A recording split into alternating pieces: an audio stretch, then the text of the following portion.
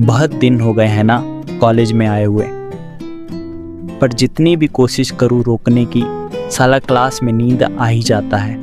और ऊपर से ये दोनों मजनू, ऐसा नहीं कि मुझे जलन हो रही है, पर पता नहीं क्यों मुझे इन पर तरस आ रहा है। जब भी मैं इन जैसे लोगों को देखता हूँ तो मैं ये सोचता हूँ कि साला मैं अकेला ही हूँ जो उम्र होने से पहले ही बड़ा हो गया है। इनको देखकर मुझे मेरी बचपन याद आती है। शायद मैं भी कभी इनके जैसा ही लाइफ महसूस कर चुका हूँ। ये बात तब की है जब मेरा उम्र बस कच्ची ही थी और मैं उस समय इतना समझदार भी नहीं हुआ था। एग्जैक्ट उम्र नहीं कहूँगा प्राइवेसी के कारण, वरना वे मतलब के दोस्त लोग ये गेस करने में लग जाएंगे कि कौन थी। जानकारी के लिए बता दूँ, तुम्हारे सोच से तो बाहर थी। वो एहसास कुछ अलग ही था।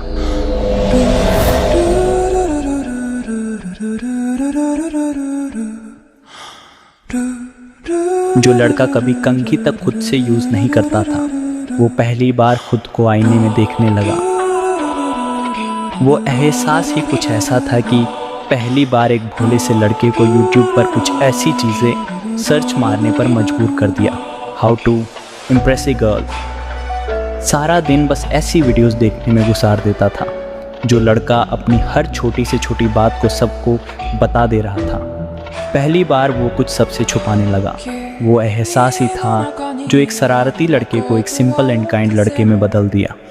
प्राइवेसी के चलते उसका रियल नेम भी नहीं बताऊंगा, बट मैंने गूगल पर उसके लिए एक कोड नेम पिक किया है जिससे मैं उसको बुला सकूं। तो वो नाम है पीहू।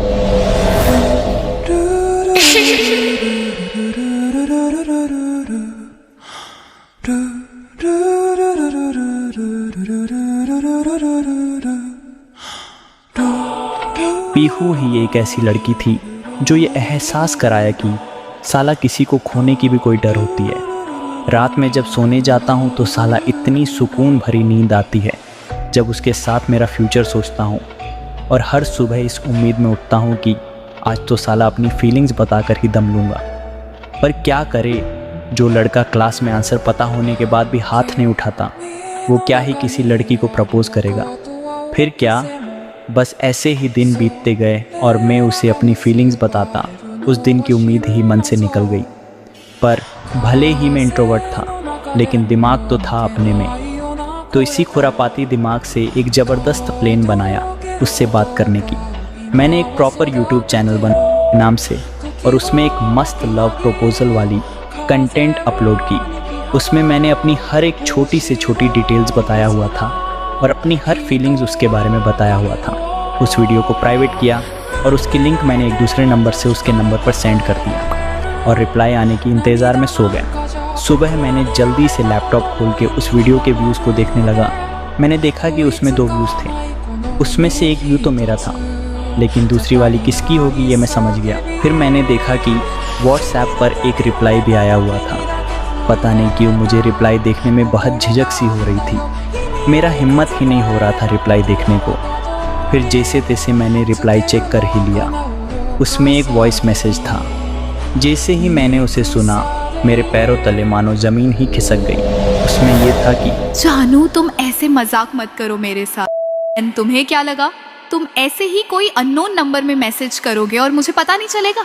वैसे बहुत अच्छा था तुम्हारा वीडियो, दिल को छू गया यार। उसने रिप्लाई तो क्या, लेकिन मुझे नहीं, किसी और को। मुझसे पहले ही कोई उसके लाइफ में आ चुका था। हे, मुझे पता नहीं था कि तुम सच में मुझे इतना प्यार करते हो, लेकिन तुम्हारे वीडियो ने सच में मेरा दिल जीत लिया यार। अरे कौन सी वीडियो, किसकी बात कर रही हो? देखो, मुझे तुम झूठ मत बोलो, मुझे सब पता है कि तुमने ही मुझे वो भेजा था। पर क्या भेजा था, कुछ तो बताओ। तुम बस चुप रहो, ज्यादा नाटक करने की जरूरत नहीं है। चलो ठीक है, जो भी हो।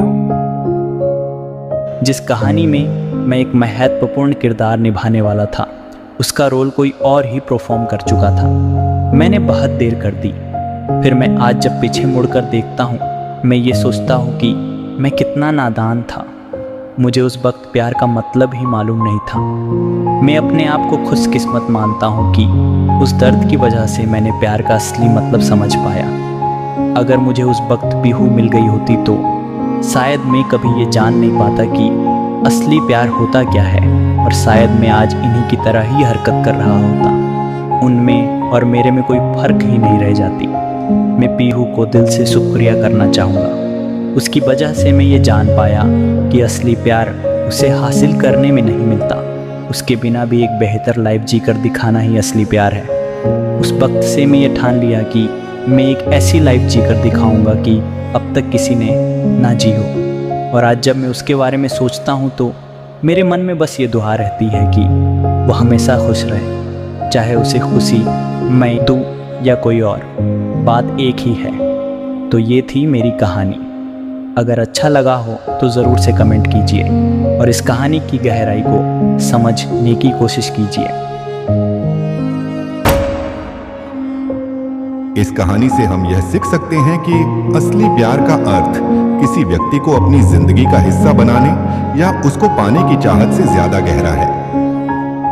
असली प्यार का मूल सुख उस व्यक्ति के होने भर से नहीं, बल्कि उसके बिना भी अपनी जिंदगी में पूर्णता और संतोष का अनुभव करने में है। यह सोच यह सिखाती है कि प्यार का असली स्वरूप मोह और आसक्ति से परे है। प्यार एक ऐसी भावना है जो आपको अंदर से समृद्ध बनाती है और उस व्यक्ति की कमी होने पर भी आपको अपनी जिंदगी में एक संतुलित और सुखमय दृष्टि बनाए रखने में मदद करती है। इसका मूल अर्थ यह है कि प्यार स्वतंत्रता और समर्पण का मेल है, जिसमें आप किसी के बिना भी अपनी जिंदगी की मीनिंग को पहचान सकते हैं।